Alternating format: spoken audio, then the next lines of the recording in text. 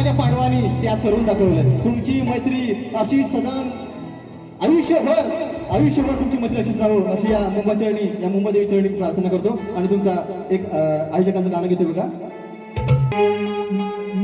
5 मित्रांनी केले आयोजन, अहो कॉलेज पासून चालले नियोजन.